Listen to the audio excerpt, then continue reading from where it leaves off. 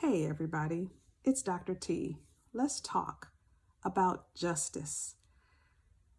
Justice denied, justice delayed, justice deferred.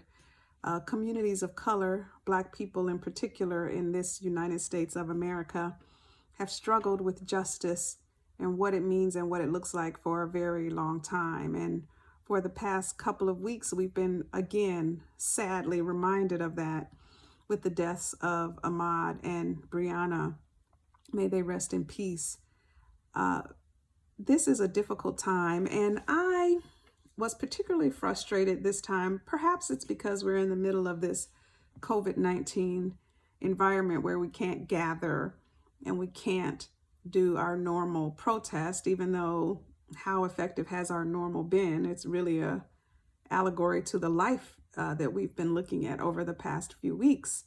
But I was frustrated, I must say, by so many people posting that they were going to walk or run or jog 2.23 miles in honor of Ahmaud, and I'm sure there'll be some kind of similar thing for Breonna as we're learning about her life and her death. And I didn't hear anybody talking about voting. These things continue to happen because we continue to allow a system that continues to oppress us, that continues to hurt us, that continues to devalue us as people of color. And while I'm lightened and happy and encouraged by more people and more posts about white privilege and people stepping into their white privilege and understanding their white privilege, I need my non-melanated brothers and sisters to really take action. Like, it's not enough that you understand your white privilege and you feel good that you've identified white privilege as something that you have. What are you going to do with it?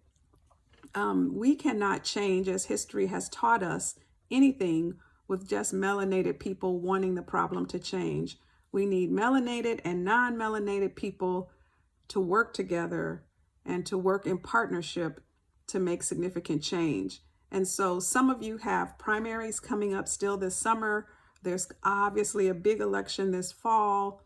But we seem to forget when it comes to the voting booth that the people that allow these things to happen in our communities, the people that continue the systemic institutional racism that occurs in our communities are voted into by us.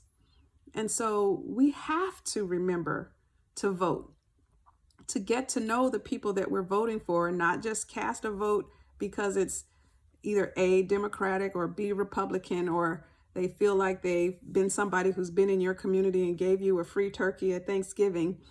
We need to really thoughtfully and meaningfully look at the people that are running for office and what they're going to do to dismantle this institutional racism that exists in our country. That's the only way that we're going to stop the massacre of our Ahmauds and our Breonnas going forward.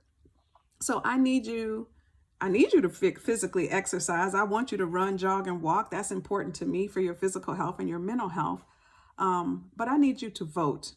I need you to go out, and not only for your elected officers, I need you to sit on your local community neighborhood councils. Most cities or villages have a school council in different neighborhoods, or a police board, or a community. There's all different kind of very, very low level volunteer or elected offices that you could run for, that you could be active in to make sure. And this is people of color and not people of color, because we need people who are going to speak up on these local governing bodies. Not just city council. Like here where I live, there's a local school advisory council for every school, right?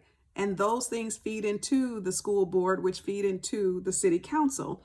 So we need people at every layer of our governance, neighborhood councils, neighborhood watches, school boards, parent advisory committees, to be actively raising a voice in every situation in order to move this needle. It's not going to be one particular event or one particular law this has been histories and generations in the making, and it's not going to happen overnight, but it's going to take concerted activism on all of our parts to make a change here.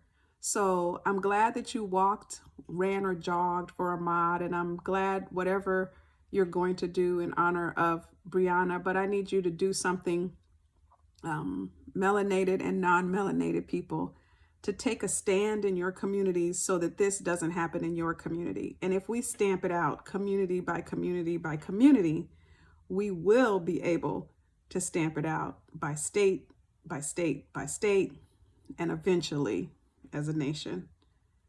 That's what I have to say to you today. Until next time, I'm Dr. T. If this touched you in any way, if it rang true in any way, don't forget to like or share.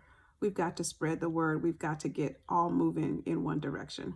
I love you guys.